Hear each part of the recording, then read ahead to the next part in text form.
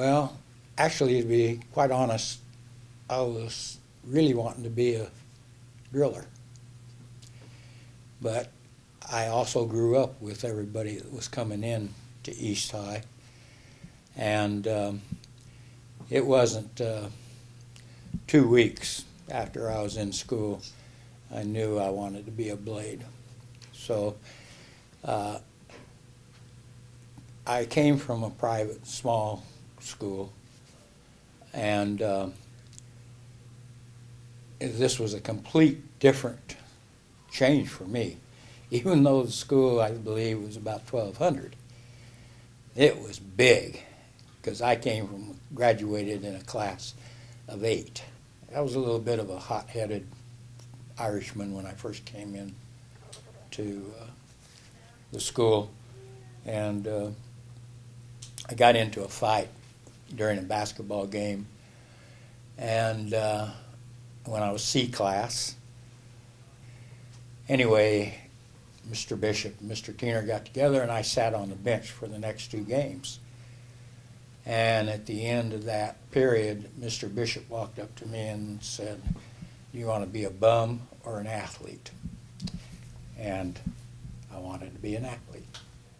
I recognize, and all the kids recognize, that Jim Riley was far above the rest of us in athletic ability. There was no question about it. He went on through his junior and senior year to play A-class blade football, and I watched him intently. I followed his career through Bakersfield Junior College and San Jose State College. It will be probably mentioned again and again, but Jim was the first person to make a touchdown for Bakersfield College in their brand new stadium. He's a great athlete, but he was more than an athlete. He had tremendous abilities that people liked. He had good work ethics. He could walk down the hall and all the kids used to pat him on the back. So he was not only a good student and a good athlete, but he was certainly a leader. He's always been a leader. I had success in sports, but anybody who participates in sports knows you don't do it by yourself. My teammates were the reason that I had a lot of success.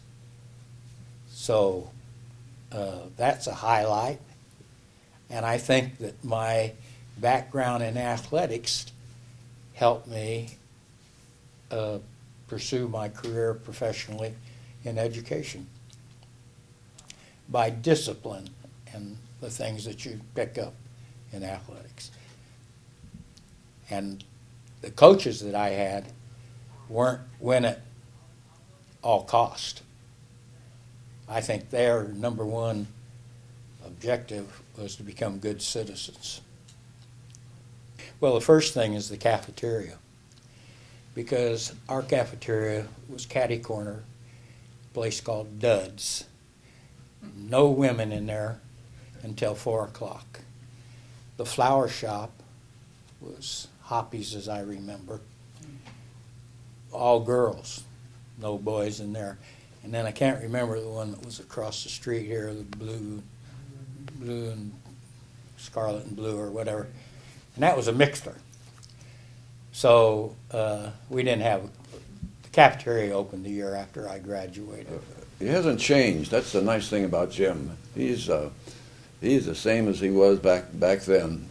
And he is such a mentor for so many people. He's gone on to further his life in education and then into administration. And he's very, very interested in you as an individual, your family life. And Jim is just an outstanding person. And athletics, of course, were the number one thing for me. And I think the discipline, the friendships that I have, and a lot of them we're still close. And I think the basic things, back to the deal that I talked about with Mr. Bishop, I think everything that went on during my maturing years at East High had an influence on my career as an educator. And I know you hear this all the time, but it definitely is the truth. I didn't win this award, honor, by myself. Teammates, parents, friends, everybody I've been associated had a part of it. So the old cliche, I accepted on their behalf also.